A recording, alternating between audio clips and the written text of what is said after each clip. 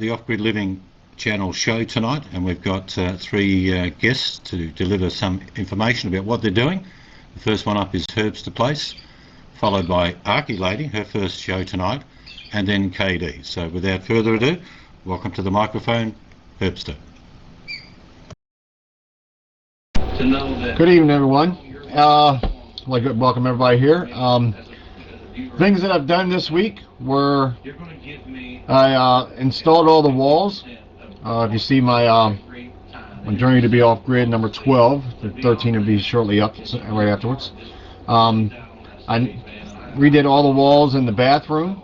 I got the bathtub to fit perfectly in. I got the attic stairway, pull down stairway in this week. And I installed a closet, doors and stuff like that for the bedroom. Hopefully by the end of next weekend, the upstairs should be done as far as I can get it before the heating and air conditioning guys get in there. And then once they're in there, that's it. Start running wires, insulate, throw the walls up, the sheetrock. That's pretty much what I've done all this week. If anybody's got any questions, just hold your hands up. I'll answer the best I can. All right, Dive, go ahead.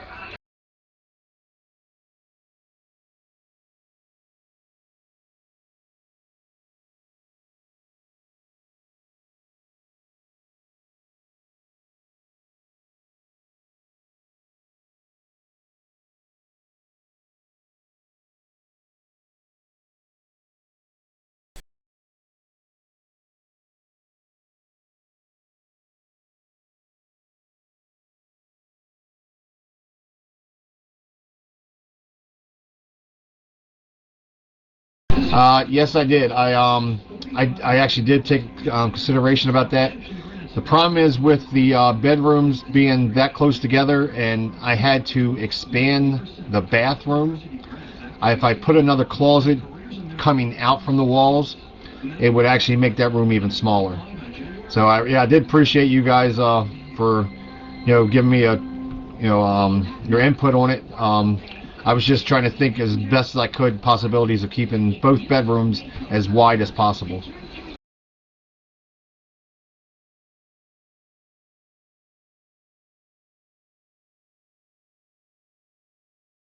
Go ahead, Osweg.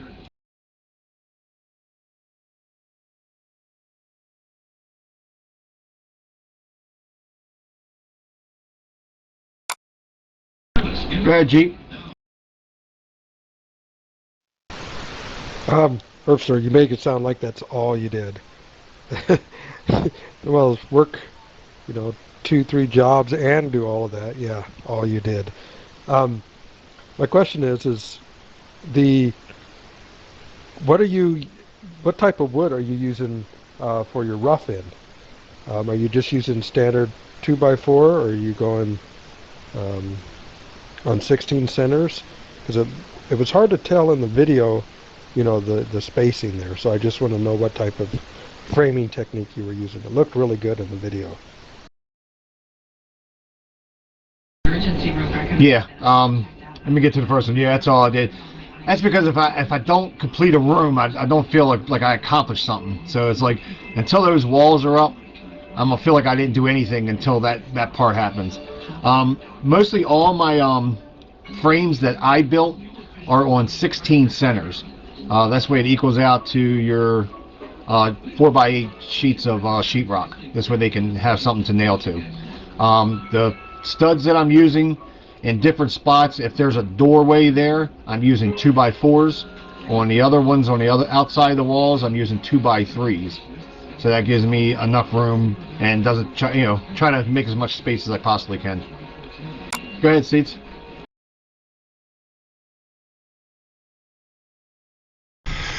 Yeah, I've been watching with intent how you've framed all that, and it looks like you've actually created more space, but that's just one thing. I think you have, but the other thing is, have you worked out, I know you've got people to come in to do the ducting for the air conditioning, but have you worked out all the lighting requirements, and have you fixed all the wiring at the moment for the rooms, or you're still not there yet? I've got the junction boxes in for the wiring. I don't know exactly where the guys when they come in to start putting the duct work in. So that's what's holding me up. I can actually wire some things, like from, say, the light switch to the light. I know they're not going to be in that area, but for like in that wall that's in between the 2 bedrooms, and even the wall in the bathroom, I have to figure out where they're going to be putting the vent in at, and then of course they have to have a return come into there. So that's on hold right now. But like I said, once they get in there, running the wire, and it's just simple as just drilling holes and just start feeding it through. It won't take me no time. I could actually probably wire the whole upstairs in one night, and then go back the next time and do the downstairs. It runs pretty fast for me.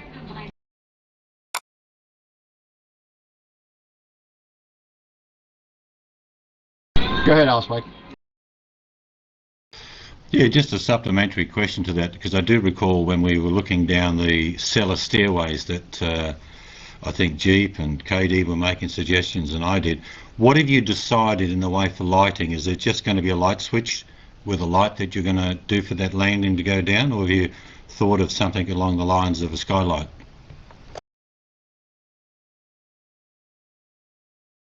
No, it's just going to be a lighting down. I actually did take consideration about the skylight and all, but I'm just wanting to pretty much get this house together. Like I said, in the beginning, of course, everybody knew I wanted to actually make this 60 to 70% solar power. But in the city here, the grid is not that problem. We really don't go probably hardly any time, if it's lucky once a year, go without power. So, some things I'm gonna skip that and go to something else and put my time and my money into that way. Go ahead, Jeep. Yeah, thank you, Herbster. Is there still plans on the one side of the roof to redo it? Because I know at the beginning you said the other one side looks great and you won't have to do nothing to it. Now that you're in there and seeing the ridge line and the roof from the inside, do you think you still have to do the roof that you initially thought, or the whole roof? What's your thoughts on that? Yes, the front side is actually in perfect shape. The back side already has a double layer of shingles on it. That's what you can see missing on the back side, where some of the layers start peeling off. I actually am going to redo the outside roof, the back side on it, and make it match the front one. Especially when I'm already pulling the, if you look at the house again, you'll see there's 2 pipes sticking up. They're vent pipes. I've actually already pulled those out, but I'm going to have to get back up there anyway and redo those. So while I'm up there, I'll just redo the whole roof, the whole back side of the roof, which that should probably take about a day too.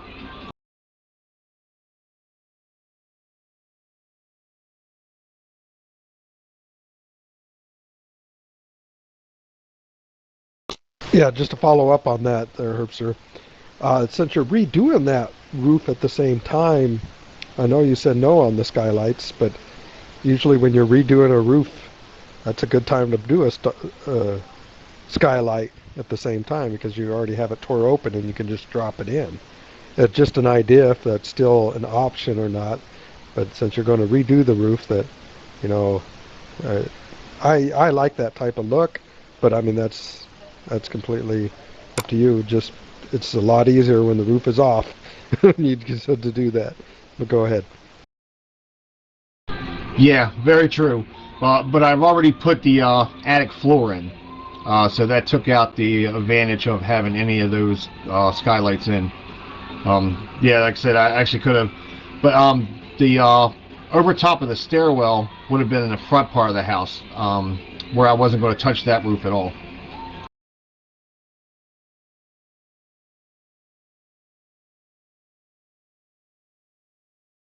Anyone else have any questions?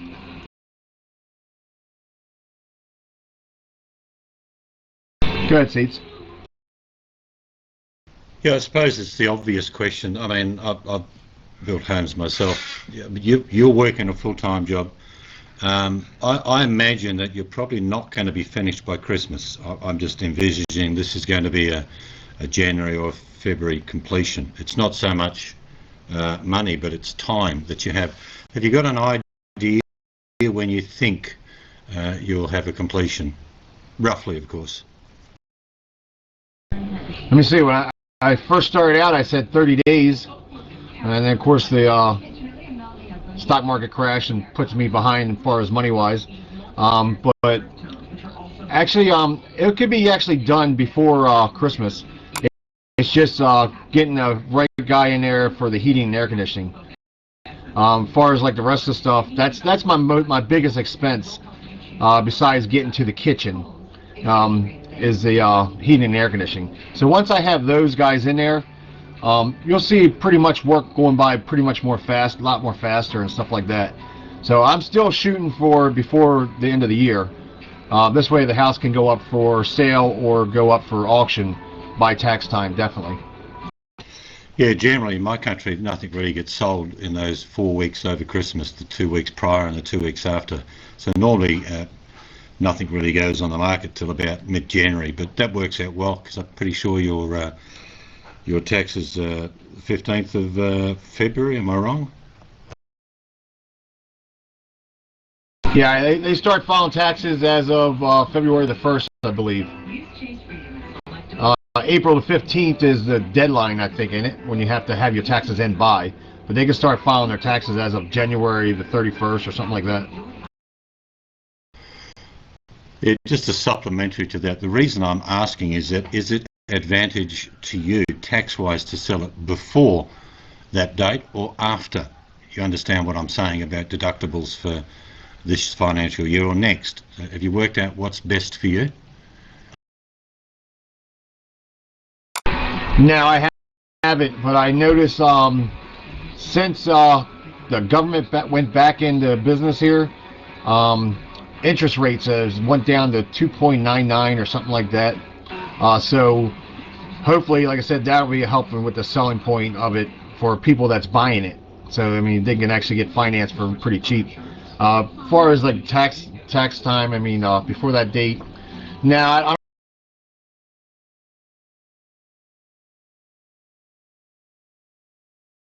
don't have an answer on that one, to be honest with you. Just again, a supplementary. There's two things. One, there's the cost in actually doing what you're doing, which is deductible, of course. But then the sale becomes the profit margin. I don't know whether you can do what they call a split, where you claim the deductibles for building the property in this year's tax, and the profit goes into next year's. Probably wouldn't hurt just to phone an accountant and see which is best for you based on your income. Yeah, what is it? They if you, I'm not sure. Like I said, I definitely have to check with my accountant. Like I said, I think it's like if you only have, like, say if I just bought the house and it's only like 2 months left in a year or 3 months left in a year, it's not too much of a tax difference that you can really actually claim this or claim that. But I usually don't have problems with as far as all that. I have enough deductibles to go around to help me out there. Go ahead, Jeep. Yeah, I'm sure. I don't know if you have it there, but in Illinois, I think it's called the 1060 exchange, where if you sell a property or a house or land or anything of that kind, and you purchase another one in an allotted amount of time, you don't have to pay the tax on the difference from what the property value to the next. So I was wondering if you had that there. Okay, and so that would benefit you if you do sell this at a property, financial gain, to go ahead and start looking for your other property right away, right? Am I following that correctly? Yep, you're following that definitely correctly. As soon as this thing is sold, like I said, actually before it's even sold, I would already be prospecting into new territory with land and stuff like that. Yeah, so it's going to be one that's going to be selling to pay for the other, and I'm pretty sure that's the way the accountant and everything would have it all set up, so I won't have to deal with that. And yes, we absolutely have the same thing here. As long as you sell it and you invest in something else, right, it'd be almost like tax-free. Anyone else have any questions?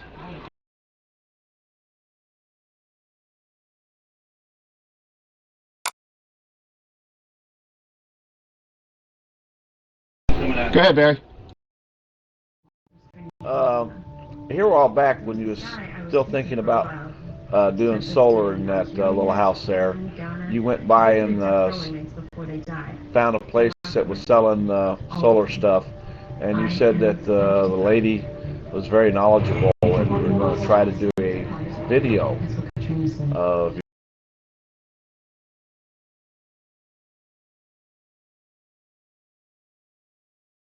you talking to her. Were you ever successful to you that long? Yeah, I believe it or not, I haven't had a chance to get back out that way. She agreed to an interview, and I definitely want to go back out there and interview her and actually let her show me around her place and see everything that she's got set up. Now, like I said, take on it granted, she did pay a lot. I don't recall the price. I know it was more than $20,000, or maybe even more than that. But the way she has it set up, it's the way she was explaining to me that it was set up is that instead of taking 2 years or 3 years to pay it off, it was only going to take like a year and a half or a year, and it would pay itself back. Yeah, but hopefully I'll get out there and I'll still do that interview. I just ain't had a chance with working and down here working on the house yet. Go ahead, G. Yeah, Herb, you went ahead and explained what you've done in the past week. Just give us a quick brief what your goal is for the next week. I know you're kind of wanting to get things done here, but you're waiting on the duck guys. So when do you expect they're coming, and what's your goals for the week then? My goal by the end of this week will be the upstairs completed as far as I can get it until the duck guys come in. Like I said, and hopefully that will be within the next couple of weeks. But by the end of this week, I should have every room framed out, every room with the closets waiting, all the fixtures, not fixtures, but junction boxes in, the bathroom, the tub installed, because the tub I can't wait on. Like I said, the order to put the walls up, the tub already has to be installed. We'll have all that installed. All this by the end of this week. I should have the upstairs ready to go, and then I should start next week working on downstairs while I'm waiting on the duck guys. Go ahead, Dive. What are you wearing? No, just kidding. How much is the ductwork over there? I had one price already give to me. It was $6,000. I'm pretty sure I can get it a little bit cheaper. I'm looking around. I had one guy that did my I have a 2-bedroom apartment over top of my garage that I had all redone, and I had that done for $4,500. So I think I should be able to at least get it down to about $5,000. Go ahead, Barry. Did you consider doing a split system? It'd be easier on the ductwork, I would think, if you put a system up in the attic for the second floor, and then you can just use the ductwork blowing down into it, and have your air conditioning and heater up there, electric heater up there, electric heat, and then just have the lines for it coming down and going to a separate air conditioner outside, or unit outside, and then have one, in the basement for taking care of the first floor. In other words, 2-system. I know absolutely everything that you're talking about. If you see my video of my house, the one I'm living in now, my whole system, I actually have 2 central air systems that run my house. One for upstairs, that's in the attic, that runs the whole upstairs, and then one in the basement that runs the whole first level. No, I wouldn't consider that for that small of a house. It's only, like I said, it's a little small row home. It's not going to take much to heat it. It's not going to take much to cool it down because of the houses on each side of it. It's only the front and back part that needs to be insulated. So, yeah, I haven't considered it, but I do know exactly what you're talking about because my home is made that way. Go ahead, Seeds. Well, thanks, Herb. It's been a great show. We've actually got a bit more insight into where you're going with the property as well. Some of the things that you're doing, you're obviously, as you're doing it, you're thinking about things and possibly changing them to suit your needs at the time. So thanks for this week's show, mate. If you want to wrap up, we'll then start the new exciting show with Archie Lady. So if you just want to summarise, and then we'll start with Archie. Thank you. And everyone in here that's asked me questions and gave me advice, I really do appreciate it. I appreciate it very much. I do thank every one of you. I thank you guys for asking me questions and helping out. Hopefully, like I said, my goal by the end of the week is to have the upstairs totally done and ready for those guys. Like I said, once they're in there, I'll fly through that electric and plumbing in no time, and that whole upstairs will be done. Because I actually have a sheetrock guy that I have in mind that I definitely know he will show up and actually do the work, and he'll knock sheetrock out in no time. But I do appreciate it, and I want to thank everybody again. And thank you, Seeds. See you guys.